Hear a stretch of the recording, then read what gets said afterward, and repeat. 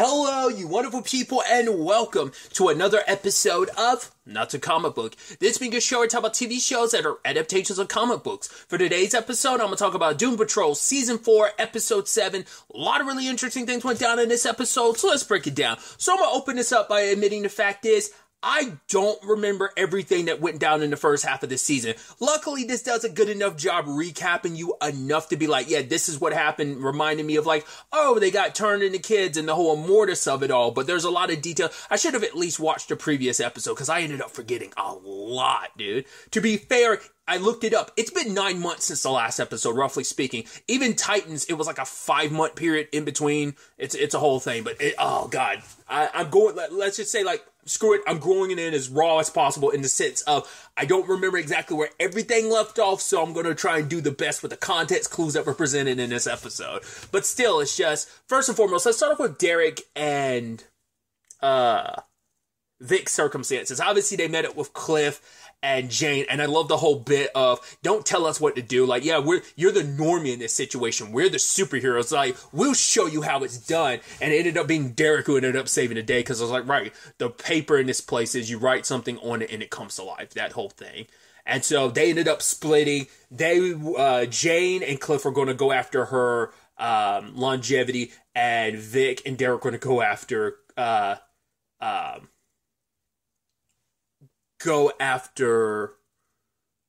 Larry. I also love that this running bit of also save Larry if there's time. You know, it's like, oh no, we were going to save you too, Vic, if there was time. He's like, oh, thanks. When are you going to like kick in that whole like, you know, attempting to save me situation? So, the Vic and Derek thing is so interesting because it's like, all right, we got to defeat some of these bad guys. Oh, how about you summon up a weapon? And Derek summons up one of Vic's cannons, and the moment he was like, here you go, and Vic was like, no, you try it on. I was like, you're not handing it to him because like, oh, this would fulfill his dreams or whatever. It's like, no, because you don't want to hold on to any part of you that was Cyborg. He struggled so much in between being the whole, you like, you know, it's like, oh, you are a lot more used to people as a lot more useful to people as Cyborg than you are as Vic. You're not really that as important, and it's struggling with that, but also having to deal with the severe trauma associated with being Cyborg,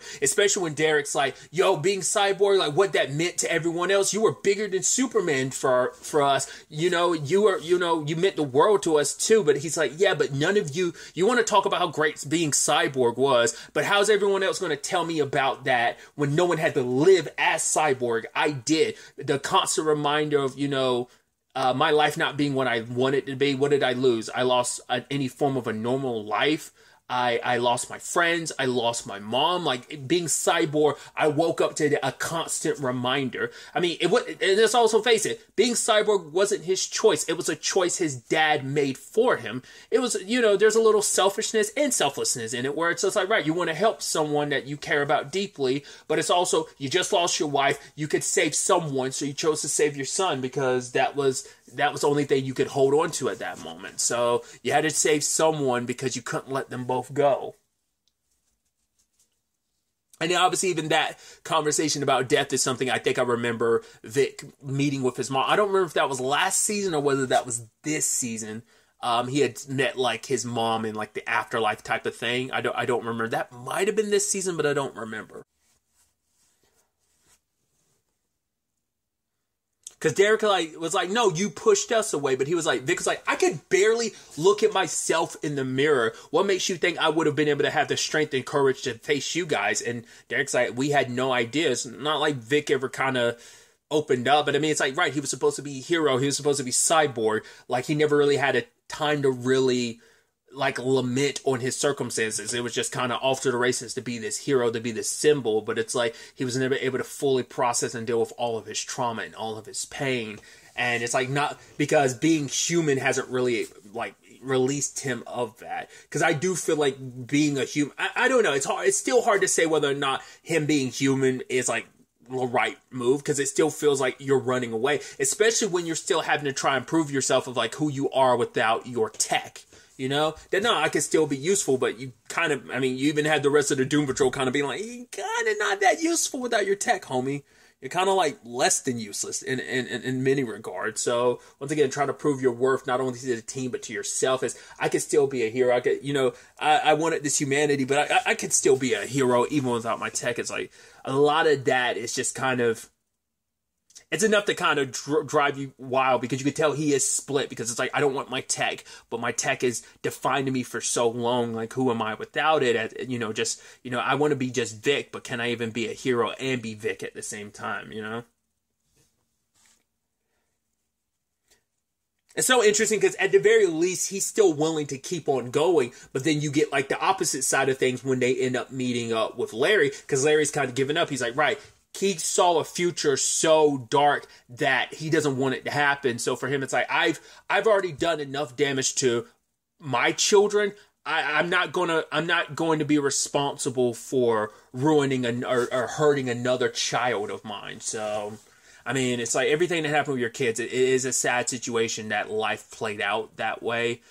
The onus isn't just on you. It's just, life just does play out in very unfair ways. But for Larry, it's just a thing of, I'd rather stay here where I can do the least amount of damage, because if I try to kind of fight any of this, it kind of, the future, whatever it is that Keek saw, it's like, it's so damaging and terrible, which we've saw bits of it, if I remember correctly.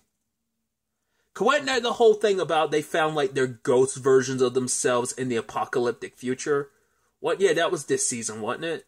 So, but then they averted the zombie apocalypse, so I don't think that equates to the Immortus stuff anymore. Maybe that's still, I think, the fact that Keek's still worried about that future coming in past means it still happened, because their future ghosts didn't tell them what to be on the lookout for. That was a whole situation they found themselves in at the early parts of this season, if I remember correctly, like early parts of the first half. Once again, do forgive me, like I said, I should have really done like a recap or something just to prepare me for the second half of the season. I guess I shouldn't be too surprised. It's the Doom Patrol. Like, Doom Patrol is riddled with nothing but a lot of self-consciousness, a lot of self-hatred. That's just been intrinsic to this entire series. Another situation is going to Cliff and Jane, where Jane is all about, like, right, let's get our my longevity back. But Cliff kind of takes some of drink some of the Kool-Aid that Willie's spinning about, like, right, the possibilities because of what Cliff wants. Like, with Immortus Rising, you can kind of make life be whatever you want. So he's willing to check it out and see, because it's like, well, he's in the circumstances he are because isn't he still dying from his Parkinson's? Like, that didn't get resolved. That's still an element to this. Oh, that's why also the thing of, like, I'm trying to remember, was that this season or was that last season he was dealing with that selling people? No, I think that was once again, it's all blurring together, but it's like, right, he wants to see the possibility, so him and Jane end up getting teleported to like a convenience store where he sees his daughter and his son Rory a little bit older, and it's like, oh my god, he's kind of a little hellion like me, but it's like, oh, he's perfect.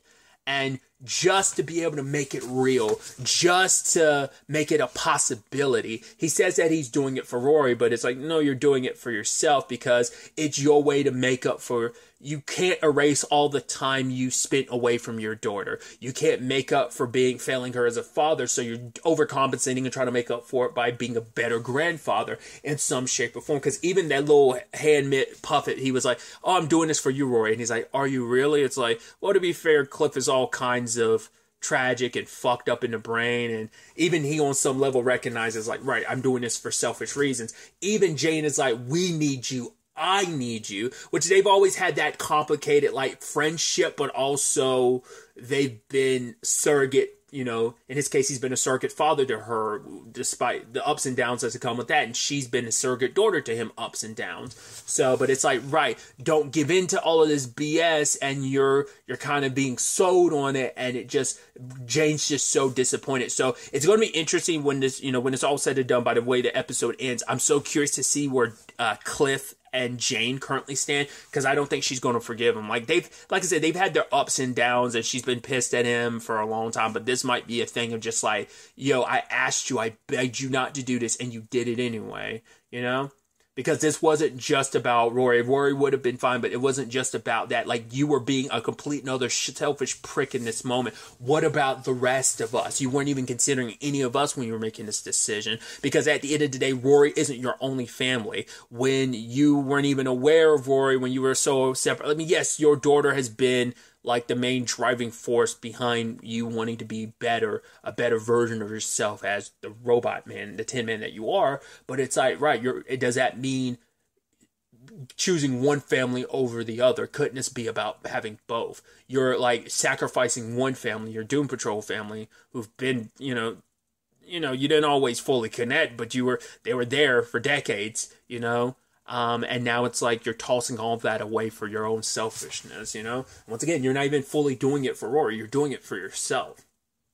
I mean, because even he knows he's in the wrong, but he just, when it was all said and done, when his longevity was taken from him, he sits in a chair and just like, he can't even look Jane in the face. Like, he looks at her a little bit because he's filled with shame, because the way he feels about his daughter is the same way he feels like with Jane in this moment, where it's just like, right, I let her down, and it's just, once again, are you willing to let down your new family once again, you shouldn't have to sacrifice one family to satisfy and make things right with another. It should be an equilibrium, because they are both important to you. They do both matter to you, but you're choosing one over the other, so. I forgot how that whole Willie situation worked, considering, like, well, they run into a version of him. I don't remember if that was like a timey-wimey thing or what the whole deal was, because obviously it's not sitting well with Rita. The fact is that she killed him. So it's like, cool, any point of like trying to figure out this whole thing about Immortus kind of blew up in her faces. So let's sneak out of the ant farm, and it's like, right, we'll figure this all out. We got to find something about Immortus in all of these drawings. And lo and behold, they find the note. It's like, cool, they went to that place looking to rescue Larry and get longevity back. Once again, it's mainly Jane's longevity, but maybe Larry. I even love that Rita was like, no, it's Larry. He definitely got his longevity taken. And it's like the only person with their longevity left is Cliff, and he went into the lion's den. So Rita just wants to lay down after everything. And Rouge is the only one wanting to kind of steam forward ahead. I think it still takes me back, just like seeing like, I think it's because I still associate Michelle Gomez with like Doctor Who. So when she's like super, I mean, because I'm trying to think like there was something. Oh, because even in Chilling Adventures of Sabrina, she was. I mean, because once again that show was TV-14. This is an MA show, so you can go balls to the wall, right? But it's like it still throws me off when I'm sure she's like, she's probably just this foul mouth in real life. I mean, a lot of people are. Ain't nothing wrong with being fucking foul mouth, but it still throws me for a loop sometimes because I'm like not used to her going to like 0 to 100. God, that whole bit about them talking about the stuff that they did, it's like, yeah, so when you weren't so nice to me, I turned into a beaver with big old teeth. I was like, oh, okay, good. I thought that story was going to go a different direction. And then she proceeded to be like, yeah, that's why I took your toothbrush and I shoved it up my beaver's beaver. I was like, okay. I mean, I don't know if that's better or worse, because I'm like, would that be better than the other option? That's what I'm like. I mean, I feel like that option, weirdly enough, is probably better. I mean, no option's better because it's still a beaver that she turned into while doing that. I mean, but I think a human, for lack of a better term, beaver would be better than the other alternative as a human. So, is that much worse or better on a beaver? I don't know. To be fair, they're both drunk out of their mind at this point in time. So, yeah. And I love that Rita was like, yeah, but she's like, I kind of might be a little bit of a sociopath because I didn't feel anything. Like, I should probably feel at least a little bad about killing Willie, but I kind of don't. I also killed the brain, didn't really feel anything did. Oh, and there's also that producer I accidentally killed. She's like, yeah, but it's just by accident. And it's like, wow, because she's like, I might be just as bad as you, and Rouge is like, you might actually be worse than me. You're a serial killer, and they're both laughing about it. And I love her doing kind of like this psycho like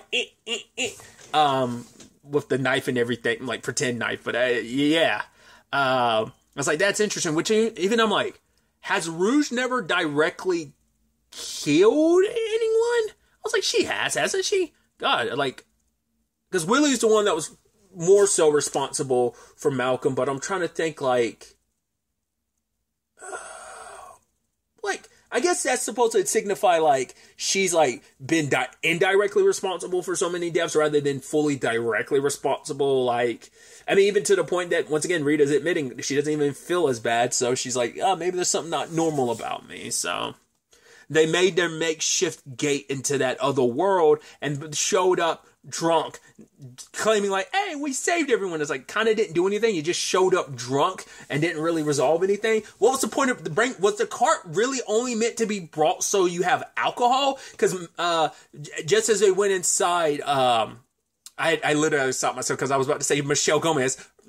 Once again, I'm messing up a lot lately where I'm just calling actors by their real name instead of their character. But Rouge like dragged the cart with him. But I'm like, is that really all? I thought there was like that was going to help you in the fight or something. It's like, no, it was just alcohol you were dragging with you. Once again, you're both like severely drunk, so you decided to drag it along with you. So.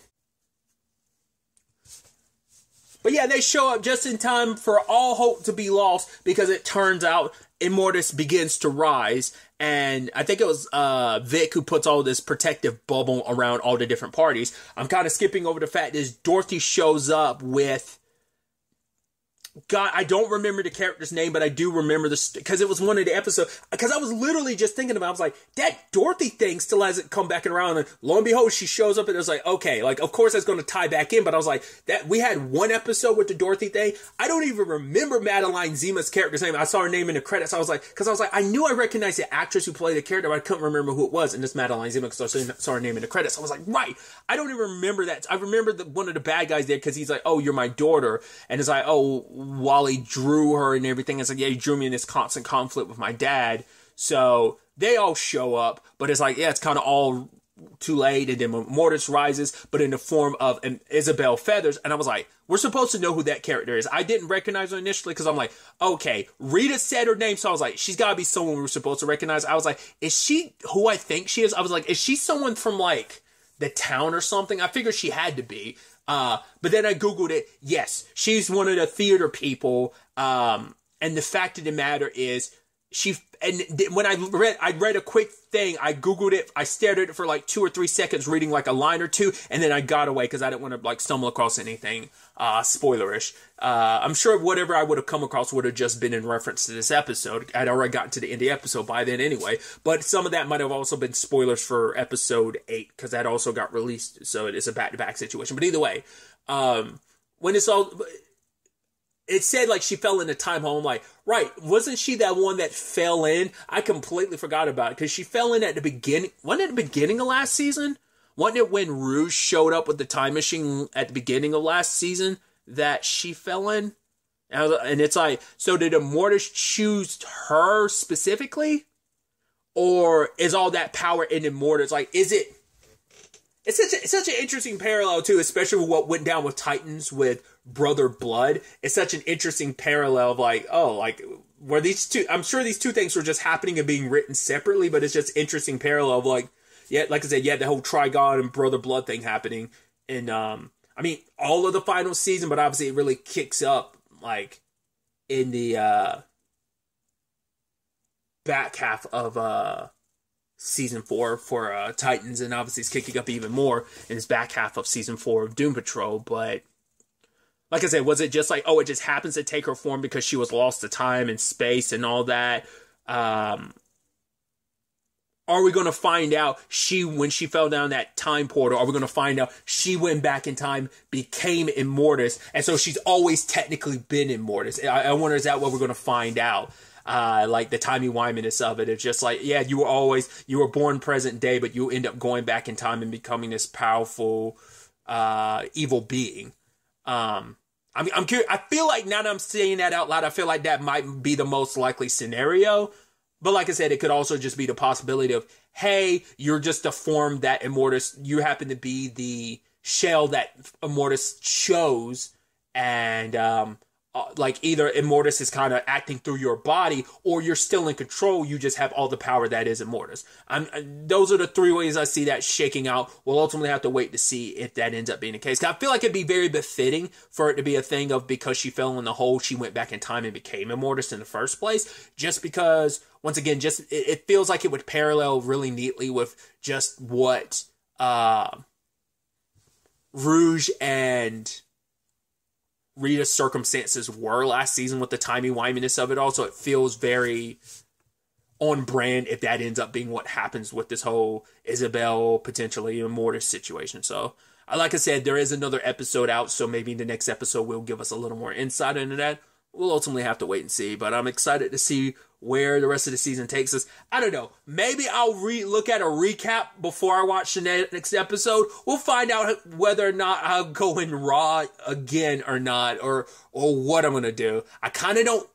Once again, it's a lot to kind of get through, like even just 6 episodes. It didn't even cross my mind. I guess I didn't even realize it had been that long that I had forgotten it. Because I also did not go into this. I have not watched the trailer. I only watched the trailer enough to skip to the end so I could see the release date, just because I was like, that's all I need to know. Because I didn't want to like know anything about going into this back half of these final episodes.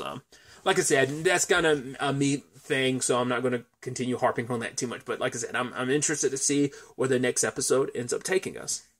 But really, that's all I want to talk about. So the next time we meet, be happy, be safe, live life to the fullest, and enjoy it. Good day, and goodbye.